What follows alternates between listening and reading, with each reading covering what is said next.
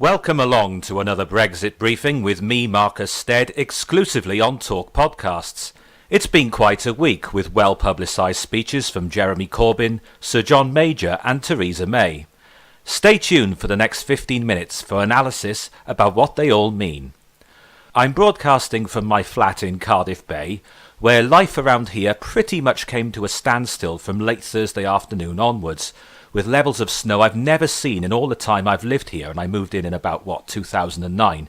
We don't normally get that much snow around here because we're so close to the sea, but it's been very difficult. I could barely open my front door at one point on Thursday and Friday. It's crazy, really.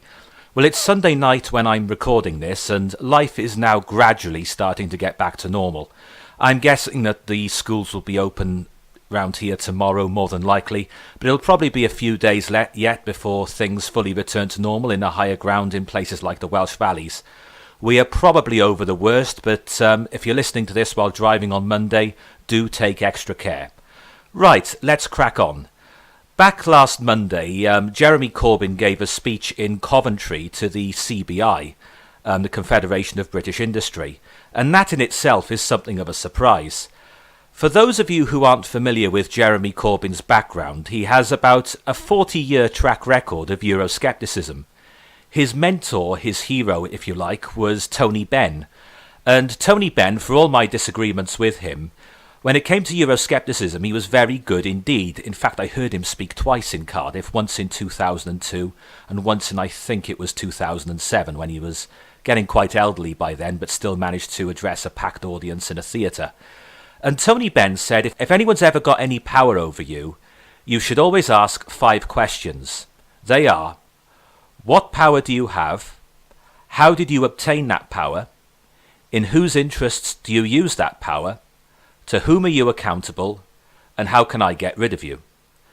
And if we were to ask those questions of, say, the European commissioners, like, well, Peter Mandelson was one for many years, Chris Patten was another.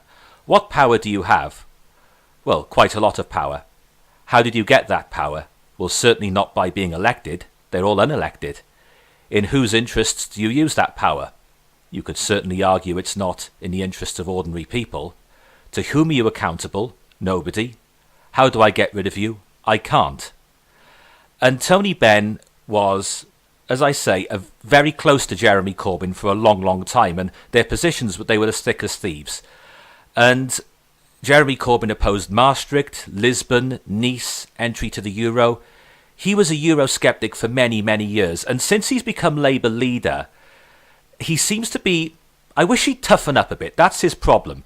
Before the referendum, he went on the Adam Hills Last Leg show on Channel 4, and Adam Hills asked him a question which was intended as a joke, but was actually a very good question. And the question was, on a scale of 1 to 10, where would you put your enthusiasm for the European Union? And Mr. Corbyn replied, 7 or 7.5. And it seemed to me as though Mr. Corbyn, whenever he talked about the EU in the run-up to the 2016 referendum, he sounded like a hostage reading out his captor's demands, because his backbenches consist almost entirely of Blairites, Brownites and even Kinnockhites, in some of the cases of the older ones. And he was trying to appease them, but it did not work, because even months after the EU referendum, there was a leadership challenge from the Europhile Owen Smith, and we had a situation where the grassroots membership, which has swollen in recent years, was fiercely loyal to Mr. Corbyn, and sure enough, he won it quite comfortably. But the MPs, the people who have to work with him day in and day out, overwhelmingly supported Mr. Smith. So Corbyn should have learned from that no matter what he does, he cannot appease the Blairites and the Brownites on his backbenches. The likes of Stephen Doughty and David Lammy and Chukwuemeka will always look for an excuse to topple him. So why not stick to your instincts, Mr. Corbyn? We know you're a Eurosceptic. You have been for years. I've been saying it. George Galloway, your friend of goodness knows how many years, at least 3 decades, probably more than that, has been saying it. Toughen up. They'll use any means they can to get rid of you. Don't try and appease them. So there was Jeremy Corbyn in Coventry last Monday talking to an establishment audience. Let's listen in for just a minute on what he had to say. Our message has been consistent since the vote to leave 20 months ago. We respect the result of the referendum. Our priority is to get the best deal for people's jobs, living standards and the economy. We've long argued that a customs union is a viable option for the final deal. So Labour would seek to negotiate a new, comprehensive UK-EU customs union to ensure there are no tariffs with Europe and to help avoid any need whatsoever for a hard border in Northern Ireland. Some seem very keen on downgrading our trading links with Europe. But we do not believe that deals with the US or China would be likely to compensate for a significant loss of trade with our neighbours in the European Union, and the government's own leaked assessments show exactly that. Those deals would risk dragging Britain into a race to the bottom on vital protections and on rights at work. Before we go any further, it's worth clarifying what the customs union actually is. It's not the same thing as the single market at all, and it's important to differentiate between the two. The customs union ensures all member countries charge the same import duties to non-members. For Brexit to be a success, it is essential that the UK is not part of the customs union.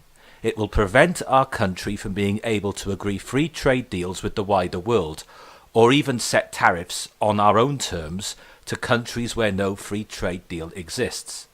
The importance of not being part of the customs union cannot be understated. If you are paying close attention, you may have noticed that Mr. Corbyn said a customs union rather than the customs union. I'll let you decide if that's just semantics. But sat prominently in the audience was Shadow Brexit Secretary Sir Keir Starmer, the Blairite lawyer who passionately believes in the European Union. Oh, and by the way, didn't Chuka Umunna resign from Jeremy Corbyn's front bench last year over Corbyn's refusal to back membership of the customs union? Jeremy Corbyn had a choice to make.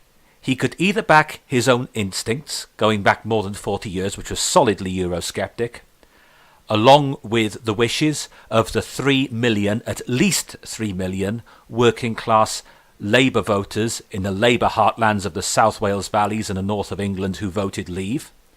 Alternatively, he could play hostage to the Blairite and the Brownite backbenchers. Mr. Corbyn made the wrong choice last week. His credibility and his reputation as a man of deep principle have been mortally damaged. This may yet have consequences for Labour at the ballot box. Don't forget to check out our other podcasts on Talk Podcasts. Now, I recorded something a couple of weeks ago which anyone with an interest in media law, the laws of libel and defamation will love.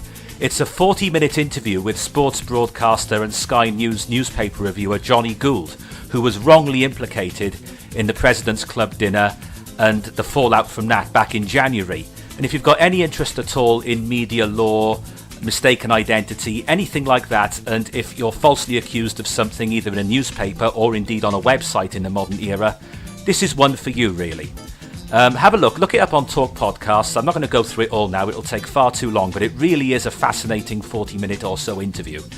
Don't forget also Talk Motoring with Elliot Spiteri. The first edition, which was just before Christmas, is still very relevant and still very enjoyable, and there's going to be a second edition with Elliot in just a few days' time, so stay tuned for that.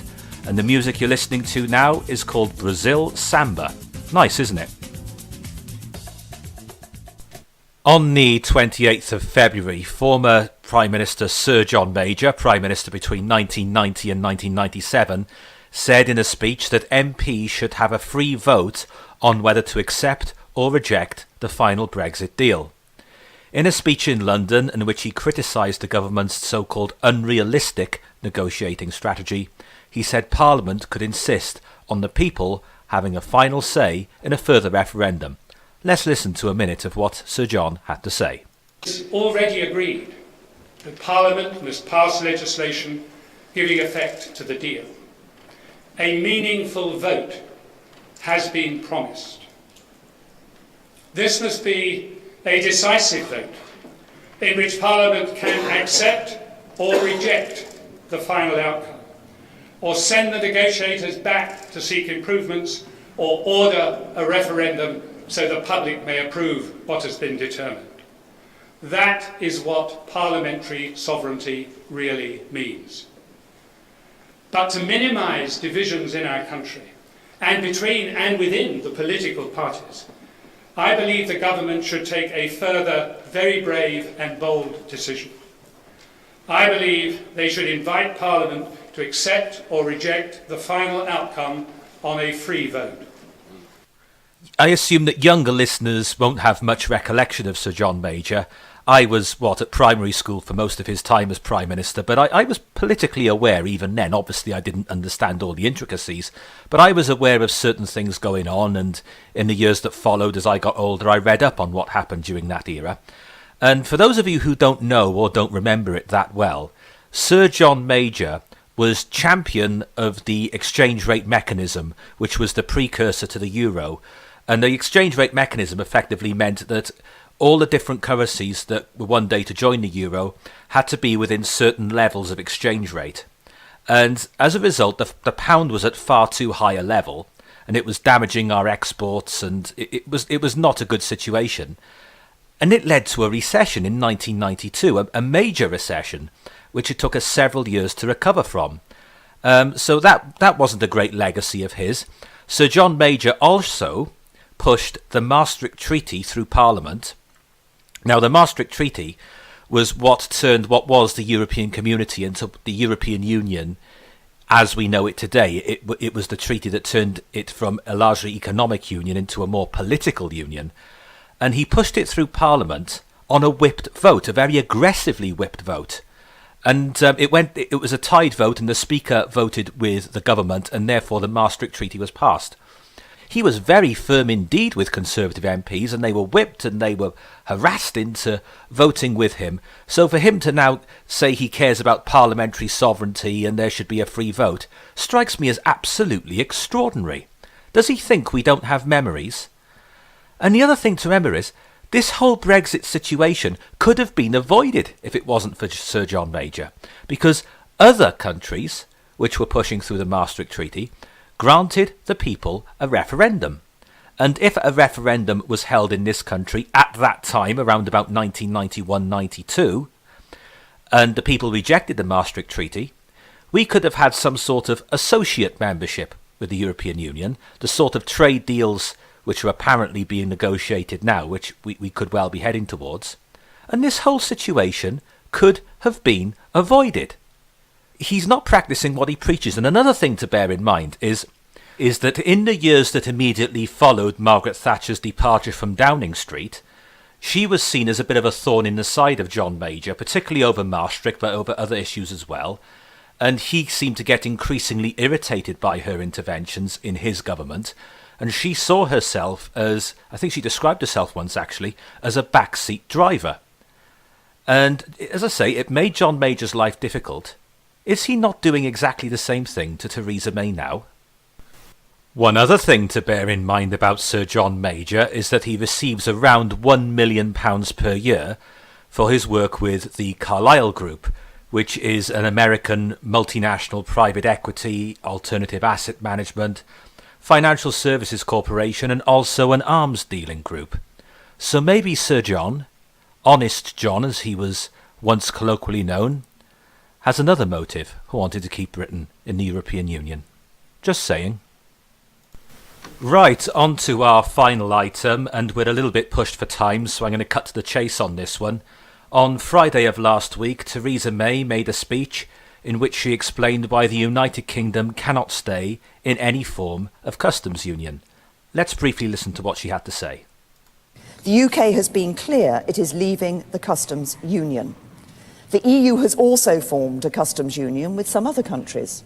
But those arrangements, if applied to the UK, would mean the EU setting the UK's external tariffs, being able to let other countries sell more into the UK without making it any easier for us to sell more to them, or the UK signing up to the common commercial policy. That would not be compatible with a meaningful independent trade policy. It would mean we had less control than we do now over our trade in the world. neither Leave nor Remain voters would want that. Well, I don't know about you, but that sounded pretty clear to me. But then, one of the BBC's most prominent political correspondents, Norman Smith, tweeted the following: Brexiteers grit their teeth and smile in response to PM's Brexit speech, even though little in it for them. End of quote. What a bizarre thing to say. Little in it for Brexiteers, apart from leaving the single market, leaving the customs union, ruling out any form of customs union, taking back control of borders, laws and money, the end of European Court of Justice jurisdiction in the UK, and the freedom to diverge. In the real world, Brexiteers are mostly backing the speech, knowing it gives them a lot of what they want. There are a few little gripes along the way, it wasn't perfect, but for Norman Smith to interpret it through that prism strikes me as absolutely extraordinary, and epitomises the sort of bizarre reporting we get across the BBC's output on Brexit. And that brings us to the end of this Brexit briefing. Don't forget to check out our other podcasts, and I'll be back with another Brexit briefing soon. Until then, goodbye.